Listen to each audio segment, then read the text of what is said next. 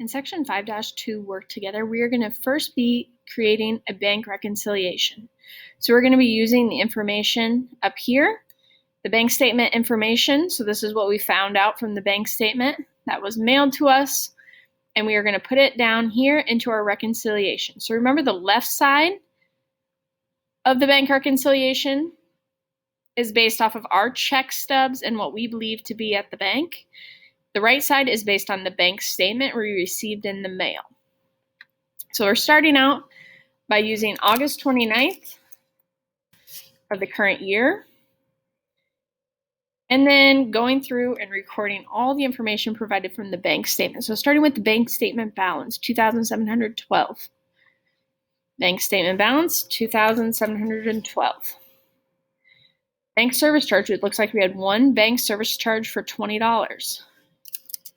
All right, service charge, $20. That was the only one we had. That was the only blank. So total bank service charges would be $20.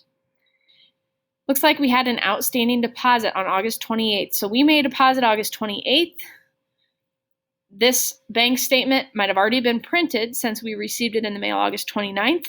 So that deposit didn't make it onto the bank statement. So we call that an outstanding deposit. So the date with that would be 08/28. The amount was $300. So that outstanding deposit, August 28th, for $300. Total outstanding deposits would be $300. So the balance on the bank statement, $2,712. Deposits, when you make a deposit, I hope that adds money to your bank account. Otherwise, you might want to look into a different bank. So now our new subtotal would be $3,012. Next item, looks like we had some outstanding checks. Check 306 and 308. So we're going to go into our outstanding checks here. Check 306 and check 308. Check 306 was for $140. Check 308 was for $70. Total outstanding checks, $140 plus $70. Looks like we had $210 of checks that we wrote and have on our records, but they have not been cashed or deposited by the person we wrote the check to.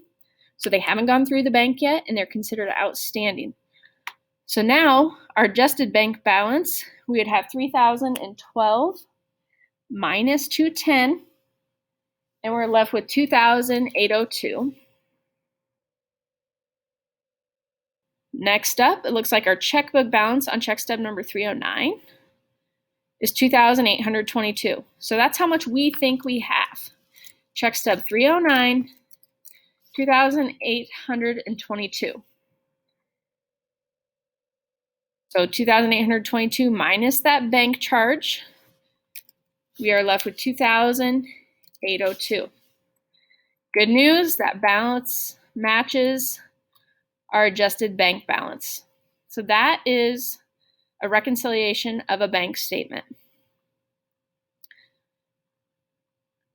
Our next instruction is that we need to record that service charge on check stub number 309. So we had a $20 service charge. You only find out about those service charge from the bank statement mailed to your house. So we need to record that $20 service charge here in the other.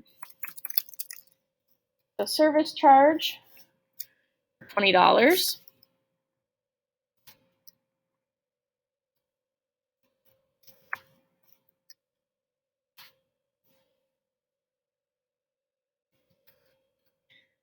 See what it wants us to do.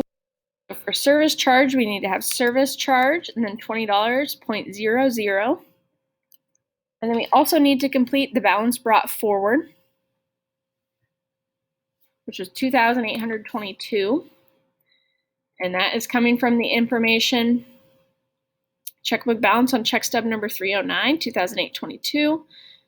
So we're going to carry that here, balance brought forward, $2,822. No deposits, $2,822. We just update that new subtotal. Total other charges is $20.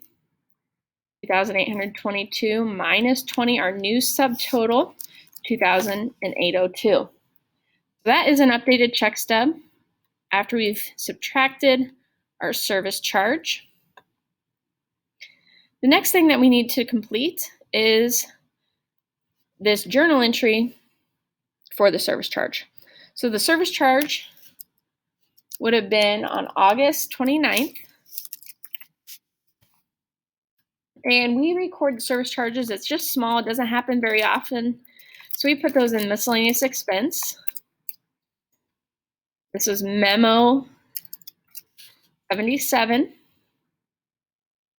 as the source document.